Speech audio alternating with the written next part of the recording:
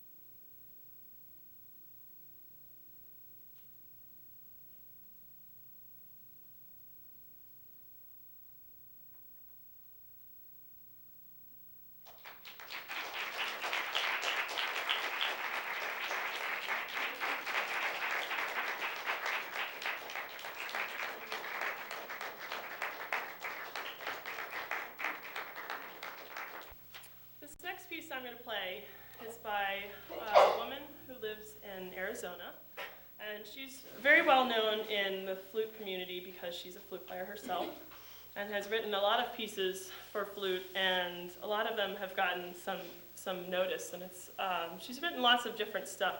This particular piece is called Kokopelli, and I'll read you what she has to say about it. Kokopelli, the flute player, was a great Mahu, or legendary hero of Hopi. He is said to have led the migrations through the Southwest, the sound of his flute echoing through the great canyons and cliffs. In this piece, I have tried to capture some of the sense of spaciousness and of the Hopi's deep kinship with this land.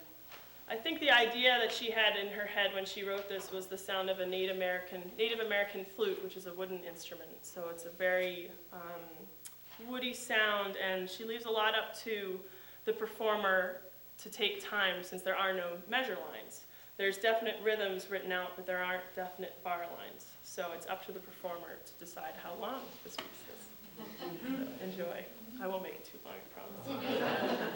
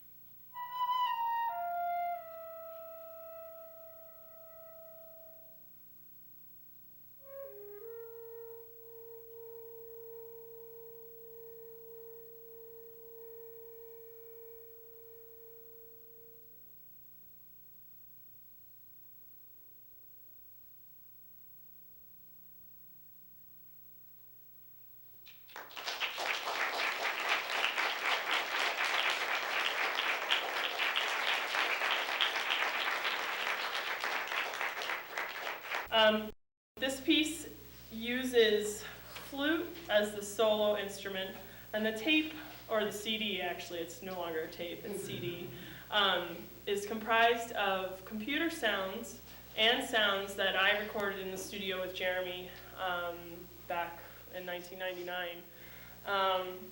So there's things like key clicks, which he turned into drum beats, and sounds, flutter tonguing, which he can stretch out on the sound waves on the computer and make into all these different things. And the great part about this piece is that it's really fun to play for me, and it also uses the electronic sound beautifully and actually uses it to enhance the flute sound. And the whole last page of this piece is a really beautiful ending, which is just really slow and gorgeous, and it's neat. Sometimes you can't tell when I'm playing, when I'm not playing, so it's very electroacoustically interesting, if that's a word. So without further ado, Jeremy is going to turn on the tape, and I'm going to move back a little bit so I can hear. Here, let me just fix my stance a little.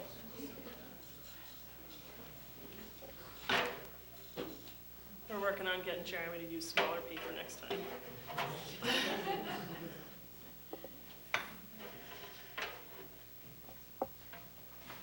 That's better.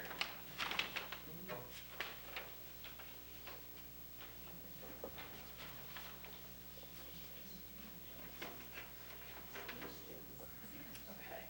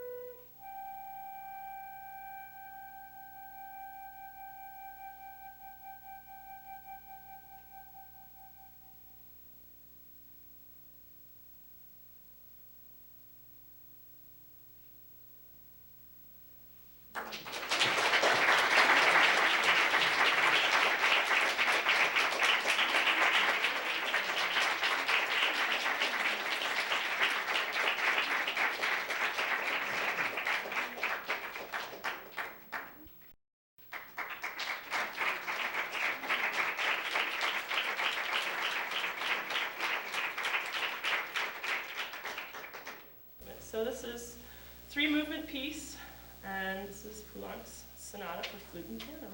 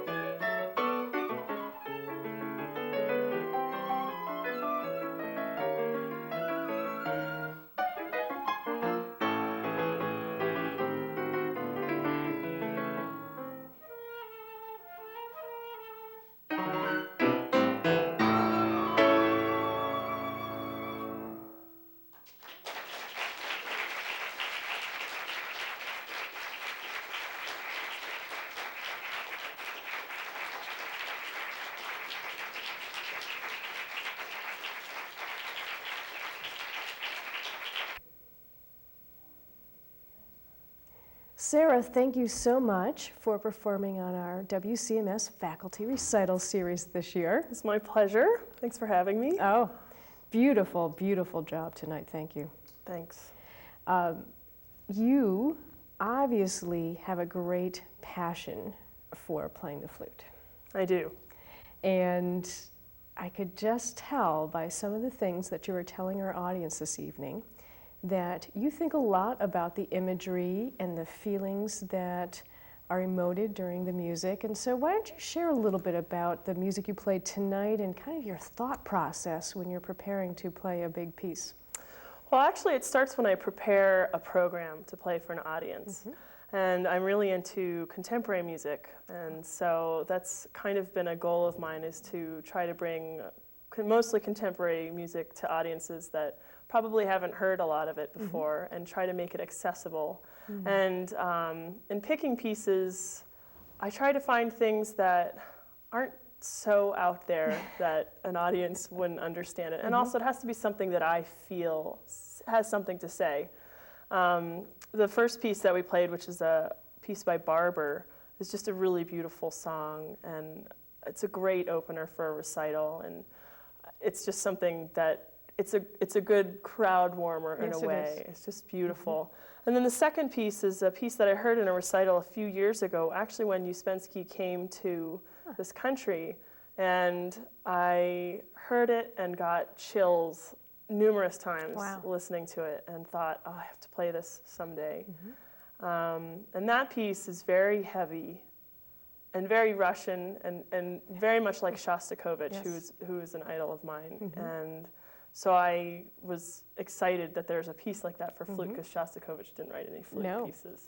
So I put that on. And then also to put a computer piece on is always stretching it a little bit, but I think the piece that we played tonight is very accessible for an audience and beautiful in a lot of ways. And then the Poulenc is a good way to wrap up a concert, because it's very kind of happy and has quirky moments in it, and shows off the flute in a nice, light French way that I hadn't played yet for the evening. So let's go back to that computer-generated piece that you did, which was really neat. And so my understanding, well, first of all, you had the composer here in the audience with you. That's terrific. And what it was sounds that he has recorded, and also you're recorded onto the tape as well, in addition to playing live. So tell us how that all works. It's very interesting. Well, the piece was written for the Millennium. It was written in 1999 for a Millennium series. And I think his idea for the flute was to augment the sound of the instrument, and to be able to not change it, but kind of add different colors to the sound. And what he started off with was a flute part, and kind of had some ideas and grooves that he wanted to put in.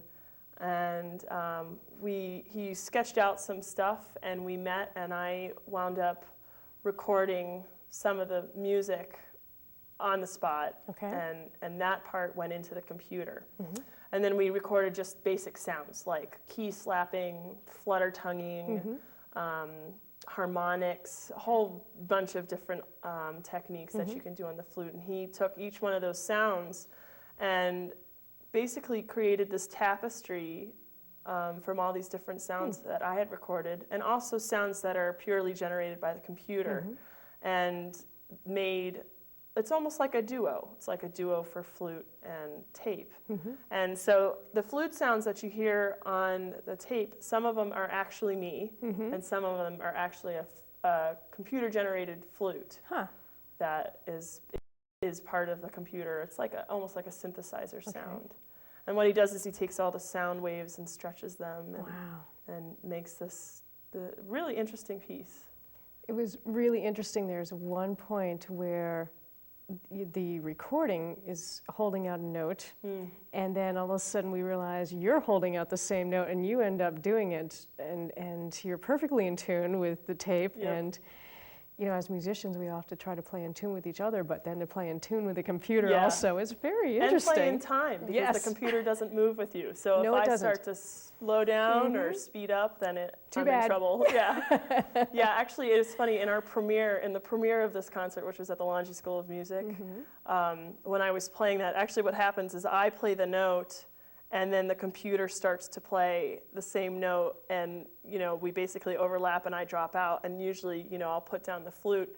And when we premiered it, a woman in the audience gasped. She goes, because she couldn't believe that I was no longer playing the note, and it's a really neat effect. And the same thing kind of at the end of it. It's really beautiful, and the sounds. It almost sounds like it puts in reverberation in the room, but it's actually coming from the tape.